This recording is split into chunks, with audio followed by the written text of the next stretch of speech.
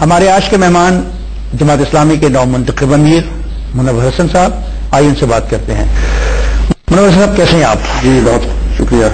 والد اور والدہ آپ کی مسلم لیگ کے لیے کام کرتے رہی، آپ آئے تو آپ لیفٹ میں چلے گئے، وہاں سے نکلے تو جماعت اسلامی، اور آج آپ چوتھے امیر جماعت اسلامی۔ اس سفر کو آپ کیسے دیکھتے ہیں؟ دیکھیے، پارٹیشن سے پہلے تو سب لوگ مسلم لیگ کے لیے کام کرتے تھے۔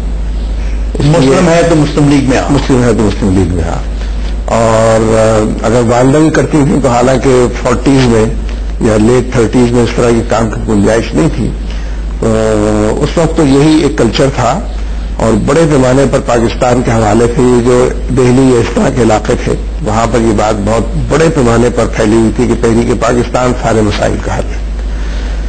اور میں نے بھی وقت تو کچھ گزارا ہے نا، پرائمری ایجوکیشن، سیکنڈری ایجوکیشن، اس کے بعد پھر یہ لیفٹ، وہ بھی اس لیے کہ وہ زمانہ تھا ہی لیفٹ کی پالیٹکس کا۔ سوشلزم ایک کلچر بھی تھا، ایک سلوگن بھی تھا، ایک فلاسفی بھی تھی، ایک آئیڈیالوجی بھی تھی، ایک تحرک کا عنوان بھی تھا، اور ایک چھوٹے بڑے پیمانے پر کامیابی کے امکانات بھی تھے۔ لوگ ڈبیٹس میں حصہ لیتے تھے، یونینز کے الیکشن میں جاتے تھے، تو اس لیے کچھ عرصے وہ بھی ایک پارٹ آف دی لائف رہا۔ آپ محسوس نہیں کرتے کہ جماعت اسلامی ہمیشہ اسلامی نیشنلزم کی بات کرتے؟ اسلامی نیشنلزم نہیں، مسلم نیشنلزم کہیں اگر آپ، تو کبھی کبھی ہم یہ بھی کرتے ہیں۔ اور کبھی کبھی کیا کرتے ہیں آپ؟ یعنی مسلم نیشنلزم کی بات بھی کرتے ہیں کبھی کبھی؟ ہاں، کیونکہ اوور آل تو جب آپ اسلام کی بات کر رہے ہیں تو مسلمان سارے اس میں کور ہو جاتے ہیں، لیکن بسا اوقات حکمت عملی کے تقاضے کے طور پر شاید یہ بات بھی کسی درجے میں درست ہوتی ہے۔ تو آپ ملکی نیشنلزم میں یقین نہیں کر رکھتے؟ بالکل یقین رکھتے ہیں، نہیں رکھتے؟ بالکل یقین رکھتے ہیں۔ جب آپ ملکی نیشنلزم میں یقین رکھتے ہیں اور مسلم نیشنلزم کی بات کرتے ہیں اور اسلامی نیشنلزم کی بات کرتے ہیں، تو آپ محسوس نہیں کرتے کہ اس میں کچھ تضاد ہے، کہیں پہ کوئی ایسی چیز ہے جو بیک وقت دونوں چیزیں نہیں چل پائیں گی؟ دیکھیے، نوآبادیاتی نظام کے بعد بڑی طاقتوں نے جو نقشہ کار مسلمانوں کے لیے بنایا، چھوٹے چھوٹے محلوں بستیوں کے اندر تقسیم کر کے ان کو ملکوں کا نام دے دیا، جگہ جگہ شیر بٹھا دیے، بادشاہ بٹھا دیے، یہ ان کو سوٹ کرتا تھا کہ اتنے بہت سارے لوگوں سے ڈیل کریں۔ تو فی الاصل تو یہ ایک امت ہے، ان هذه امتکم امۃ واحدہ، یہ ایک امت ہے۔ صحیح، جو امت واحدہ کی ہم بات کرتے ہیں، اس امت واحدہ نے کبھی پاکستان کے حوالے سے کوئی مثبت اقدامات کیے ہیں، یا صرف پاکستان ہی اس امت واحدہ کے لیے اپنا سب کچھ قربان کرنا چاہتا ہے؟ دیکھیے، گلے شکوے میں تو بیلنس شیٹ اگر بنائیں گے تو سارے آپ ایک بیلنس شیٹ میں آپ ایک ذمہ دار آدمی ہیں، میں آپ سے پوچھتا ہوں کہ اس بیلنس شیٹ میں ہم کہاں کھڑے ہیں اور وہ کہاں کھڑے ہیں؟ میں عرض کر رہا ہوں، استعماری قوت ہی مسلمان ملکوں کی تمام لیڈرشپ کو کنٹرول کر رہی ہے۔ جتنے بادشاہ ہیں، جتنے شیخ ہیں، جبر کے جمہوریت کے حکمران ہیں، سارے کے سارے ایک ہی چوکھٹ پر، امریکی چوکھٹ پر سجدہ ریز ہیں، سب اسی کی بالا جپتے ہیں اور وہیں سے ڈکٹیشن ہو جاتے ہیں۔ وجہ یہ کہ اپنے اقتدار کو بچانا ہے ان کو۔ مرحبا صاحب، آپ یہ محسوس نہیں کرتے کہ انفلوئنس تب کیا جاتا ہے جب آپ میں کوئی خامی ہو، کوئی کوتاہی ہو؟ آپ کے گھر میں اگر جھگڑا ہو رہا ہو تو محلے والے آپ کا دروازے کو پھلانگ کے اندر آ جاتے ہیں صلح کرانے کے لیے، آپ اسے اتفاق کرتے ہیں؟ بالکل اتفاق۔ اچھا، کیا مجھے شیئر کرنا پسند کریں گے کہ پاکستان میں ایسا کون سا اندرونی جھگڑا چل رہا ہے جس بنا پہ امریکہ جیسے ہمسائے آپ کے دروازے سے اندر آ جاتے ہیں اور آپ کو کہتے ہیں کوئی ادھر بیٹھ جاؤ، ایک کو کہتے ہیں ادھر بیٹھ جاؤ؟ ابھی تک تو پرویز مشرف کا معاملہ تھا اور وہ پوری طرح ڈیلیور کر رہے تھے۔ مشرف کو تو آپ نے سپورٹ کیا، اگر نہ سپورٹ کرتے آپ ایم ایم اے والے تو وہ بہت پرانی کہانی ہوگی۔ کہیں آپ نہ کہیں، اور ہم نے تو ڈسون بھی کیا، باقی لوگ کبھی بھی حکومت نہیں، آپ ایم ایم اے کو ڈسون تو نہیں کر سکتے نا، ابھی تو آپ نے چند دن پہلے کہا ہے کہ حقیقت یہ ہے کہ پوری حسین احمد نے ڈسون کیا۔ مولانا فضل الرحمان کس موقع پہ ڈسون کیا جاتا؟ نہیں، جب اس نے وردی اتارنے سے انکار کیا۔ دیکھیے نا، 17ویں ترمیم میں تو بنیادی چیز ہی وردی اتارنا تھا۔ آپ کے اگر وردی اتر جاتی تو آپ آج یہ بات نہ کہہ رہے ہو۔ میں یہ نہ کہہ رہا ہوتا، اور بہت اچھا ہوتا کہ میں نہ کہہ رہا ہوتا، اور بہت اچھا ہوتا کہ آپ ایسا کام ہی نہ کرتے کہ اس آدمی کو وردی میں قبول کرتے۔ نہیں، ایسا کام کی بات نہیں ہے، وردی اتارنا تو بہت اہم بات تھی۔ ایک آدمی جو ملک کا نمبر 1 آدمی ہے، وہ جھوٹ بولتا ہے، وعدہ خلافی کرتا ہے، پریس میڈیا بجائے اس کے کہ اس کے پیچھے پڑ جائے، اس سے سوال جواب کرے، جنہوں نے اس کے ساتھ معاملہ کیا تھا اس کمزور سمجھ کے ان کے پیچھے پڑ جاتے ہیں۔ کیا ہر ڈکٹیٹر نے ایسا ہی نہیں کیا منور صاحب؟ اور کیا آپ کا تجربہ ڈکٹیٹرز کے بارے میں ایسا ہی نہیں رہا کہ ہر ڈکٹیٹر نے آپ کو دھوکہ دیا؟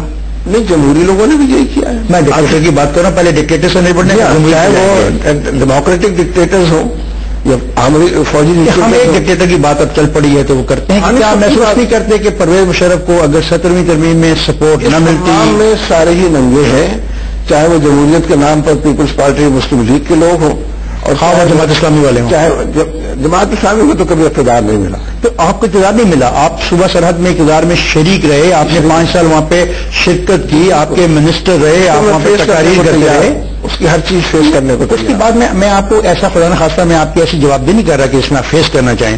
چونکہ آپ حمام کی بات کر رہے تھے اور ننگے ہونے کی بات کر رہے تھے تو میں نے کہا کہ جماعت اسلامی اس میں ننگی تھی، آپ نے کہا کہ ہم اقتدار میں نہیں تھے. صوبائی حکومتیں کبھی بھی مرکزی حکومت کو ریپلیس نہیں کرتی، نہ اس کا سبسٹیوٹ ہوتی ہے، نہ وہ اختیارات. صوبائی حکومتیں عوام کی کوئی خدمت کر سکتی ہیں جس دائرے میں ان کو اختیارات ہوتے ہیں اور بجٹ ہوتا ہے، کرتی ہو کی ہے. صوبہ سرحد میں تو بہت ہی خدمت کی ہے، بہت بڑے پیمانے. صوبہ سرحد میں آپ نے یہ خدمت کی کہ سوات میں آج طالبان کی حکومت ہے.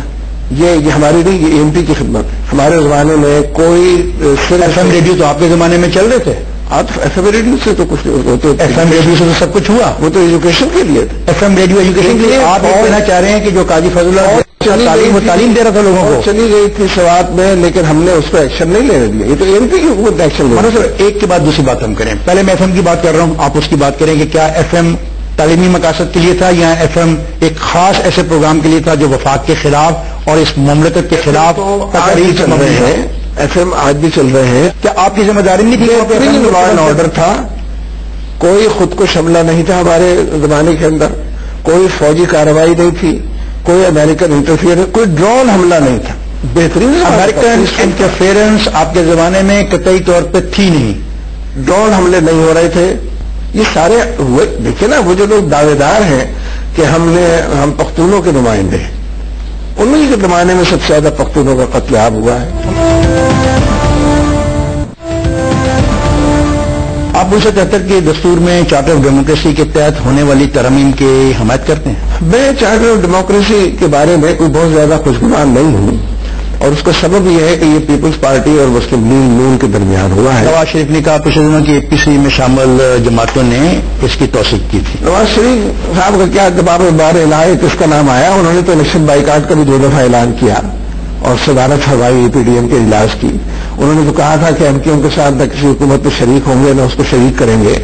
اب وہ دوڑے دوڑے جاتے ہیں وہاں ملاقات کے لیے، بات کرنے کے لیے. انہوں نے تو سب کچھ کہا تھا لیکن وہاں تو کسی پر نہیں ہوا. نا جمہوریت میں رستے تو کھلے ہوتے ہیں نا، ڈائیلاگ کے، مفاہمت کے.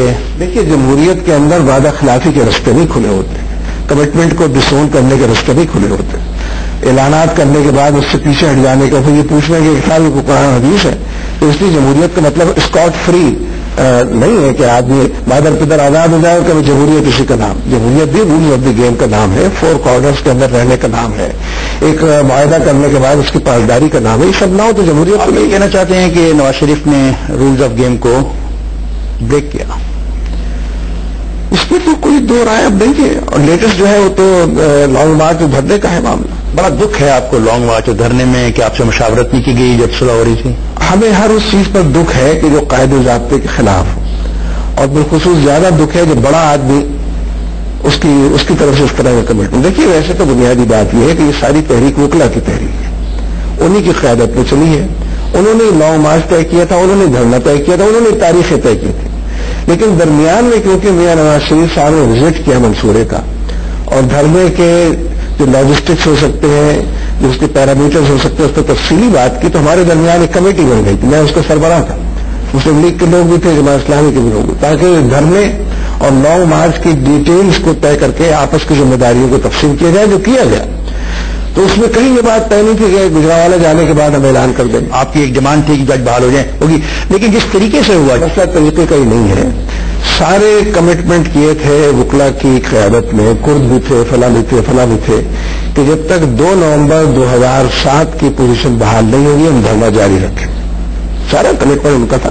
ہماری بات نہیں تھی، ہم نے دھرنا طے کیا تھا نہ لانگ مارچ طے. ہم نے ان کا ساتھ دیا ہے تھوڑا.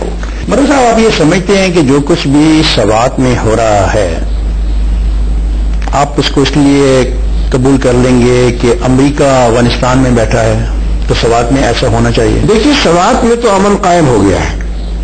امن تو ایک ایسی چیز ہے کہ اگر یہ پرچیزبل آئٹم ہو تو جس قیمت پر ملے اس کو لے لینا چاہیے. آپ اس کو امن سمجھتے ہیں کہ وہ وہاں پہ رات لوگوں کے پراپرٹیز پہ قبضہ کر رہے تھے؟ دیکھیے جو